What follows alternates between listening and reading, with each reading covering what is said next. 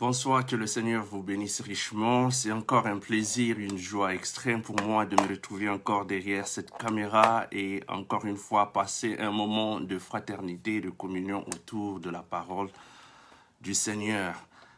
Le dimanche passé, nous avons passé des moments bénis autour de la parole et nous voulons juste continuer dans cette lancée et nous avons confiance que le Seigneur a encore quelque chose de merveilleux en réserve pour tout un chacun.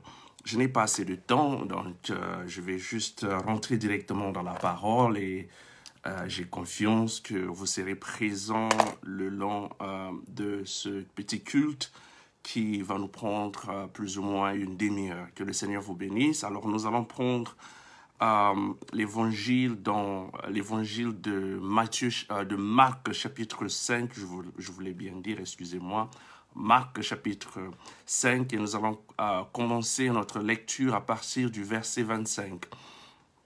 Il s'agit bien de l'histoire d'une femme dans la Bible qui était atteinte d'une perte de sang, et une histoire très connue.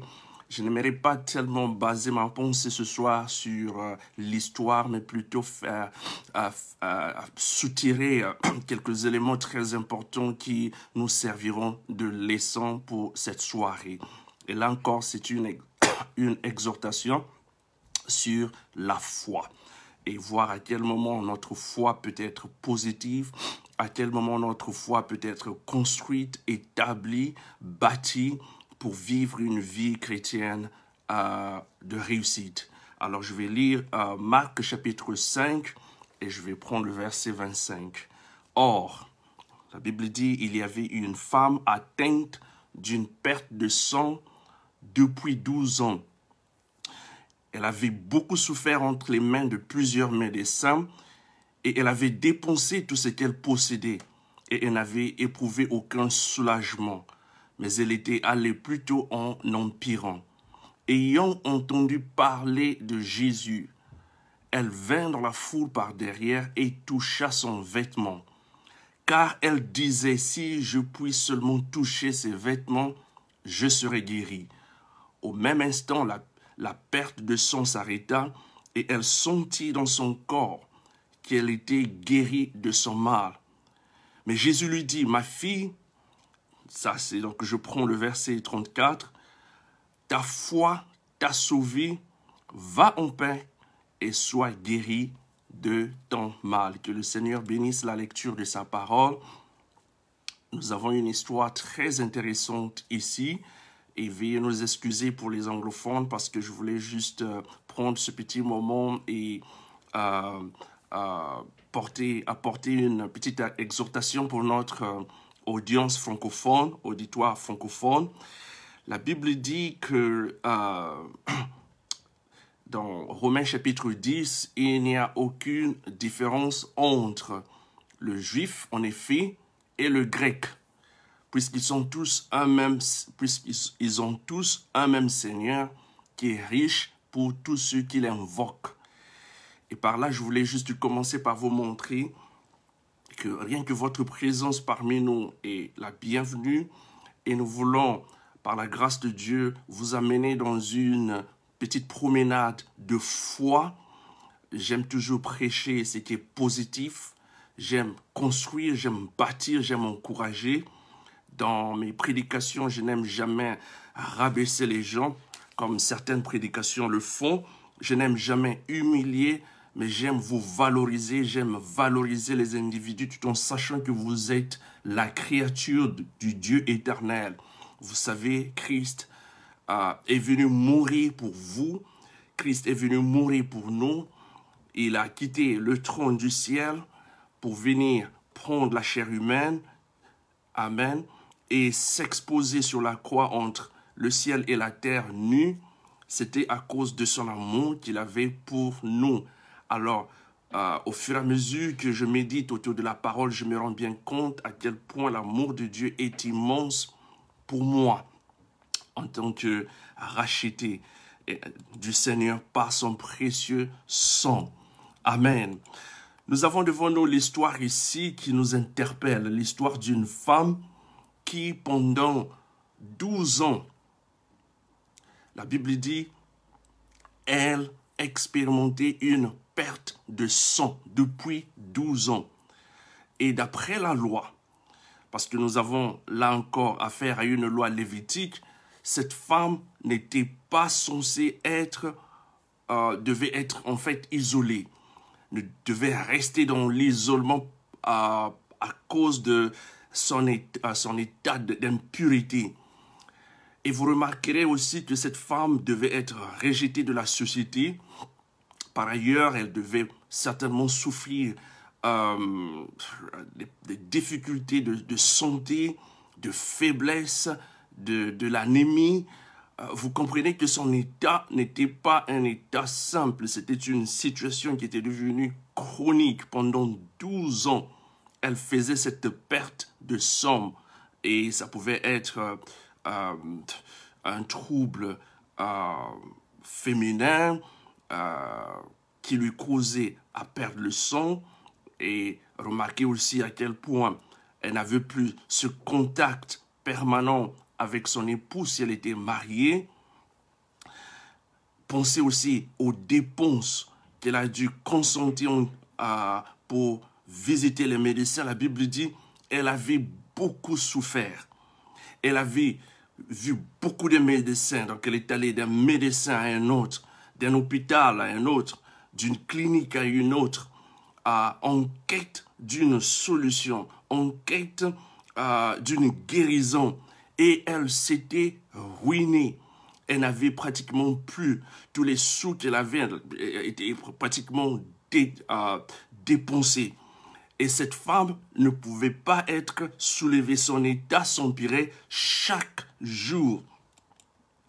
Mais remarquez comme cette femme était déterminée, la détermination de cette femme, combien même son état avait perduré pendant 12 ans. 12 ans de galère, 12 ans de souffrance, 12 ans de perte, sans trouver l'issue, sans trouver une solution. Elle n'avait jamais perdu courage.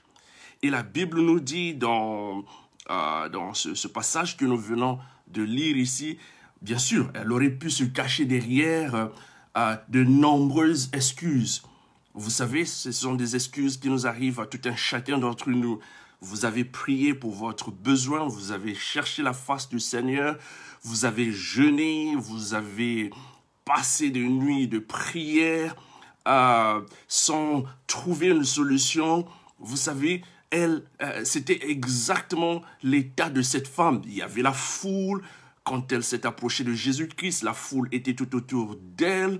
Et avoir accès directement devant le Seigneur était une difficulté parce que vous comprenez, l'État, la société de cette époque était une société composée beaucoup plus de mâles. Et les hommes avaient une supériorité sur les femmes qui étaient considérées comme des inférieurs. Et imaginez aussi son impurité qui devait le mettre à l'écart, donc elle devait être isolée. Elle s'était affaiblie, elle avait perdu le souffle, mais cette femme était déterminée. Vous savez, c'est cette détermination dont j'aimerais un peu parler pendant un petit moment ici, cette détermination de la foi. La Bible dit, la foi vient de ce qu'on entend. Ce qu'on entend de la parole de Dieu. Et si vous lisez, comme nous étions en train de l'aborder dimanche passé, la foi est une substance. C'est quelque chose que vous avez comme une assurance. En anglais, c'est une assurance. En français, c'est une assurance, mais par contre, en anglais, c'est une substance. Qu'est-ce qu'une substance? C'est comme un petit carnet. C'est quelque chose que vous pouvez toucher. C'est quelque chose que vous pouvez expérimenter. Vous savez que la chose est là. Et cette femme avait cette assurance. Et la seule occasion qu'elle avait, c'était celle d'avoir appris le passage de Jésus. Et remarquez, Jésus n'était pas dans son passage. Jésus n'était pas dans son programme. Elle n'avait pas eu un rendez-vous avec le Seigneur. Jésus avait ses yeux fixés vers le calvaire. Et Jésus n'avait plus le temps pour cette femme. Mais il savait que cette femme se retrouvait sur son passage. Et c'était la seule occasion de changer son itinéraire. C'était la seule occasion de changer sa destinée. C'était la seule occasion de changer le parcours de sa vie. Et par une décision de foi, ayant appris le passage de Jésus, elle s'est dit, peu importe que je sois rejeté des hommes, que je sois rejeté de la société, que je me retrouve dans cet état-ci, allant de mal en pire, cette fois-ci, c'est mon occasion. Et remarquez, Jésus n'avait même pas eu de vision. Jésus n'avait même pas été averti ou prévenu par Dieu. Comme nous le savons dans Jean chapitre 5, tout ce que Jésus faisait, il le voyait d'abord en vision par Dieu avant de le faire, comme ce fut le cas lors de la tombe de Lazare. Jésus avait déjà reçu cette vision avant de se rendre à la tombe de Lazare et était sûr et certain que Lazare devait ressusciter. Mais ce n'était pas le cas avec cette femme. Cette femme avait une détermination personnelle, qu'elle devait tout faire pour arriver jusqu'à la présence de Jésus-Christ. Et c'est ce que nous avons besoin aujourd'hui de comprendre. Remarquez cette femme dans tous ses états. Le verset 34 nous dit, je voulais reprendre ça un tout petit peu, le verset 26 dit ici, suivez avec moi, que le verset 26 dit, « Elle avait beaucoup souffert entre les mains de plusieurs médecins. » Et le verset 27 est le verset le plus important pour moi. « Ayant entendu parler de Jésus. » Comme certains d'entre nous ce soir, vous êtes à l'écoute. Amen. Cette soirée peut être la seule soirée qui pourrait changer votre destinée. La décision que vous allez prendre ce soir pourrait changer votre futur. Et la foi vient de ce qu'on entend de la parole de Dieu, d'après Romains 10, le verset 17. Et j'essaie par ici de vous montrer que votre parcours aussi peut changer comme fut le cas du parcours de cette femme. Elle a entendu parler de Jésus. Qu'est-ce qui s'est passé? Jésus-Christ faisait des miracles, guérissait par-ci par-là, les boiteux marchaient, les aveugles voyaient, les sourds entendaient, les morts étaient ressuscités. Elle a entendu parler de cet homme de Jésus. Et personne ne peut entendre parler de cet homme de Jésus, de tout ce qu'il a accompli, sans pouvoir être remué, sans que sa foi soit remuée. Et ayant entendu parler de Jésus-Christ, sa foi était remuée, sa foi était ranimée. Et elle a pris cette résolution de foi. Peu importe les obstacles, peu importe les défis, qu'elle devait arriver à la présence de Jésus et changer son état. Amen. Et comme cela est important, pendant 12 ans, vous savez, pendant 12 ans, cette maladie est devenue chronique. Je suis passé par là. C'est une expérience qu'on ne peut pas expliquer. C'est une expérience individuelle. Quand vous avez souffert pendant des années, vous visitez le médecin n'a aucun remède pour votre problème. Vous savez ce que ça représente et vous allez à l'église, parfois les prédicateurs ou les pasteurs sont incapables de vous aider. Vous êtes assidu à l'église, vous contribuez tant bien que mal, vous êtes présent, vous faites tout ce que vous pouvez pour l'avancement de l'œuvre de Dieu, vous priez pour votre cas. Par contre, votre cas ne change pas, le futur reste le même. Amen. Tout ce que vous voyez du jour au lendemain, c'est le malheur, c'est le négatif. Mais ce n'était pas le cas pour cette femme. Elle avait beaucoup de raisons de céder, d'abandonner, d'arrêter tout et d'accepter son sort. Mais elle s'est décidée de changer son futur. Et comment a-t-elle changé ce futur, cet avenir? C'est avec ce qu'elle avait entendu parler. Elle a entendu parler de Jésus. Et au sein de la foule, elle s'est débattue, elle s'est démêlée pour se faufiler, se frayer un chemin pour arriver jusqu'à la présence de Jésus. Et la Bible dit, elle se disait, si je puis seulement toucher ses vêtements, je serai guérie. Elle a entendu, elle ne s'est pas arrêtée, elle va passer à l'acte. C'est ça ce que c'est la foi. La foi, c'est aussi passer à l'acte. C'est faire des œuvres palpables. C'est pas simplement dire, je suis chrétien, je vais à l'église, je prie, je crois dans la Bible, je lis la Bible, je fais mes prières à la maison et tout. Et pour vous, ça s'arrête là. Non, ça demande un peu plus que ça. Amen. Ça demande aussi des œuvres palpables. Jacques chapitre 2, le verset 20 nous dit que la foi sans les œuvres est morte. La foi doit être accompagnée par des œuvres. Et cette femme a pris des œuvres, a fait des œuvres concrètes. Elle ne s'était pas simplement arrêtée à entendre ce que Jésus faisait. Cette fois-ci, c'était son cas. Elle devait prendre son futur en main. Elle était déterminée de changer l'avenir de sa vie. Elle était déterminée de recevoir, de trouver sa guérison. Et lorsqu'elle a entendu parler de Jésus, elle ne s'était pas simplement arrêtée pour dire « c'est intéressant, cet homme de Jésus qui guérit les malades, un homme puissant, un envoyé de Dieu, le Fils de Dieu, et simplement s'arrêter là. » Elle s'est dit « si ce Jésus est le Fils de Dieu qui est venu sur la terre sauver l'humanité, cette fois-ci, ça doit être aussi mon tour. » Amen. Et la Bible dit Jésus-Christ est le même hier, aujourd'hui et pour toujours.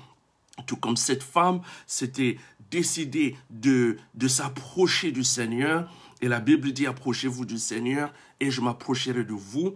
Nous avons aussi le devoir de nous approcher du Seigneur. Écoute mon frère.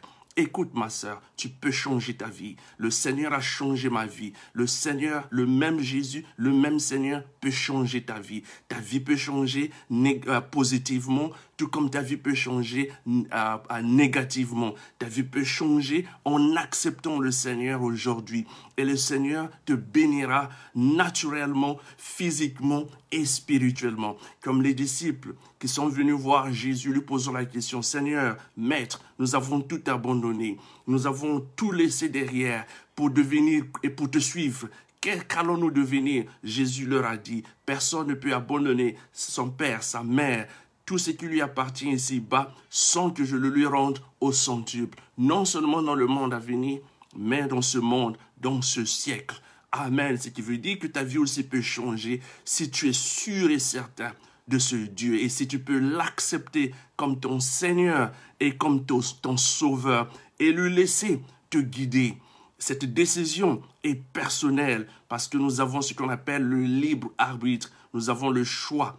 Amen. Nous avons, tout un chacun a cette capacité de choisir le bien ou de faire le mal. Tout un chacun a cette option, soit de servir le Seigneur ou de le rejeter, ou simplement avoir une religion, une foi de non. Mais ce n'était pas le cas de cette femme. Elle en avait marre, elle en avait ras-le-bol, elle en avait assez. Elle s'était décidée cette fois-ci, c'est le toucher. Et la Bible dit, car elle disait ce que vous vous dites à l'intérieur de vous-même. Vous savez, les paroles qui sortent de notre bouche, les paroles sont l'expression de ce que nous pensons. Avant qu'une parole puisse sortir de la bouche, il y a d'abord une pensée. Et surtout, ce sont ces pensées qui nous affaiblissent, des pensées que nous entretenons en nous, des pensées qui nous arrivent. Le matin, vous vous réveillez, vous avez envie simplement de rester au lit et de ne pas sortir parce que, bon, peut-être il fait froid, peut-être que vous avez peur de faire face à la journée. Amen. Je voulais un peu toucher sur ça parce que les paroles qui sortent de notre bouche sont simplement l'expression ou la manifestation de ce qu'il y a en nous comme sémence.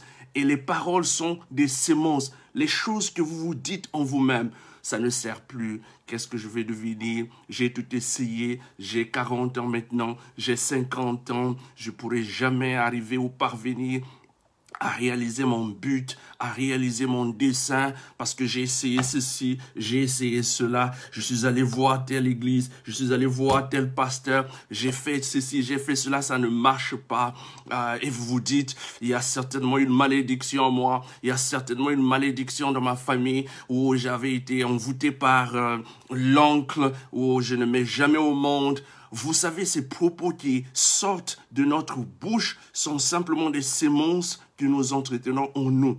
Et ce qui fait que parfois, dans notre croissance spirituelle ou même dans notre évolution naturelle, les gens sont bloqués. Il y a ces blocages qui sont déjà constitués, réfléchis intérieurement, au point qu'il n'y a rien qui puisse émerger de l'intérieur de nous, qui peut nous prendre une décision fixe.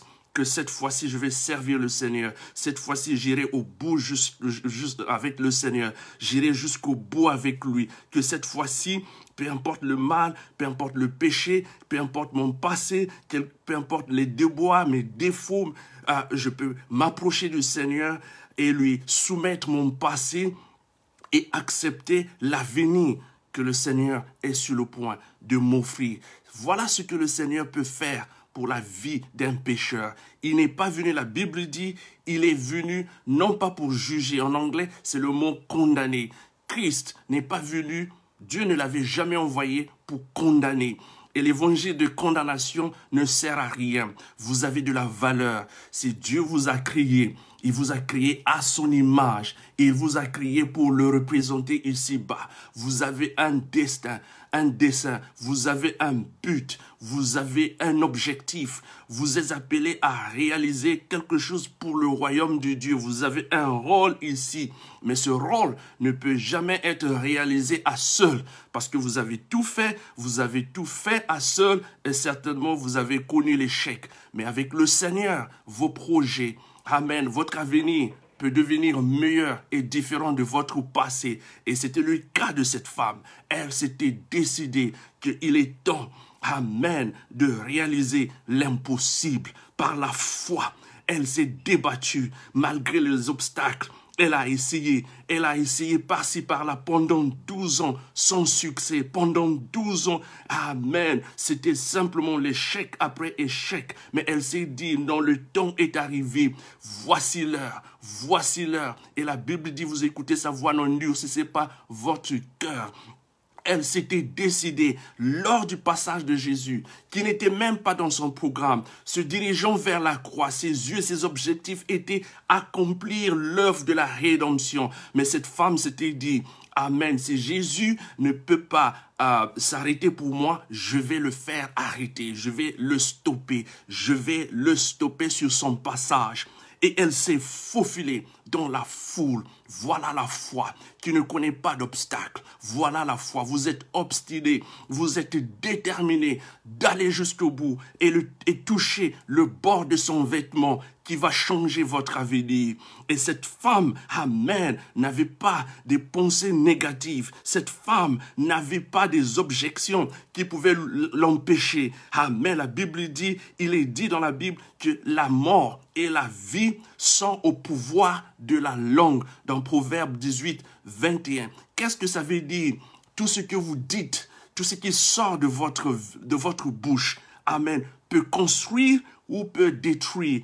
Tout ce que vous dites, tout ce qui sort de votre bouche peut renverser ou peut bâtir, peut démolir ou peut communiquer la vie. Votre avenir peut changer aujourd'hui par une simple petite décision d'accepter le Seigneur comme votre Seigneur et Sauveur, comme cette femme. Elle s'était décidée, malgré les obstacles, que cette fois-ci, je vais toucher le bord de son vêtement. Et elle s'est approchée.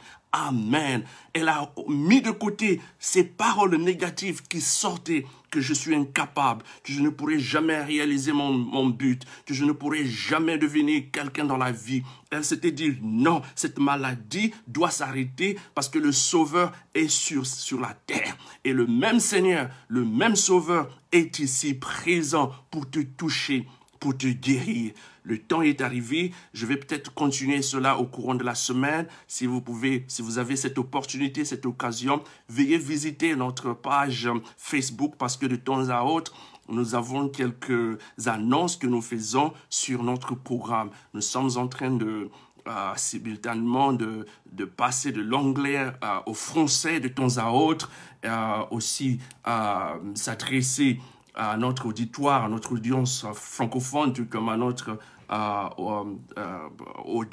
auditoire anglophone.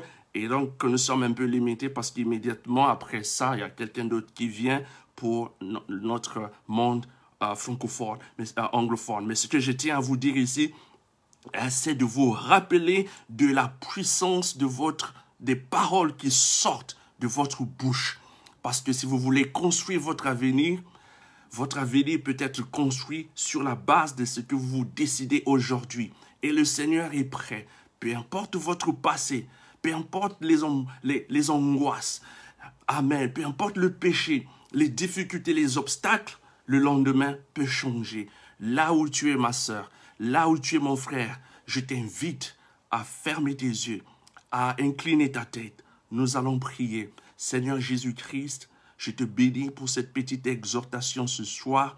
Je sais que je suis limité par le temps, mais tu n'es jamais limité par la distance, le temps ou l'espace. Je sais que quelqu'un est à l'écoute de ma voix à cet instant, qui vient d'écouter Seigneur Jésus-Christ. C'est quelques paroles qui viennent de sortir de ma bouche. Tu es le Sauveur, tu es le guérisseur, tu es le libérateur. Je te prie, Seigneur, que tout pouvoir du malin soit détruit dans le nom de Jésus-Christ, dans la vie de mon frère, dans la vie de ma sœur, à cet instant, Seigneur. Que le passé soit plongé dans le sang, dans le flot de l'agneau. À cet instant, Seigneur, qu'une nouvelle porte s'ouvre au Seigneur Jésus-Christ, qu'un nouveau destin soit, Seigneur Jésus-Christ, illuminé dans la vie de mon frère et de ma sœur, que la guérison soit la portion et le partage de n'importe qui est, Seigneur, à l'écoute à cet instant.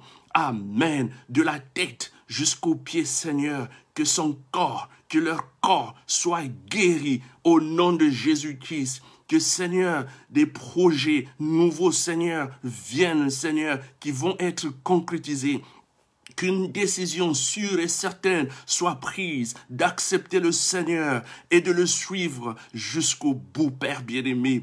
Que, Seigneur, chacun puisse méditer sur, Seigneur, sur ton passage ce soir.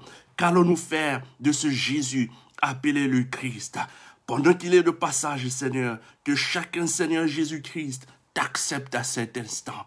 Et nous savons, Seigneur Jésus-Christ, que tu nous as déjà guéris, que tu nous as déjà pardonné, que tu nous aides, Seigneur Jésus-Christ, pour atteindre le dessein pour lequel nous sommes ici-bas, pour lequel nous sommes appelés, pour lequel nous avons été créés. Que, Seigneur, Satan soit vaincu à cet instant dans la vie de mon frère, dans la vie de ma sœur. Que l'honneur, la gloire, la puissance soit, Seigneur Jésus-Christ, à toi l'agneau seul. Qu'une nouvelle possibilité s'ouvre, que l'impossibilité devienne possible, Seigneur, alors que nous sommes sur le point d'accepter, alors que mon frère, ma sœur est sur le point de t'accepter. Pour la gloire de ton Saint-Nom, au nom béni de Jésus-Christ. Amen. Amen. Que Dieu vous bénisse. Rendez-vous, amen, demain en anglais. Sinon, jeudi à 20h, à 20h, l'heure de l'Angleterre. Que Dieu vous bénisse richement. Bye bye.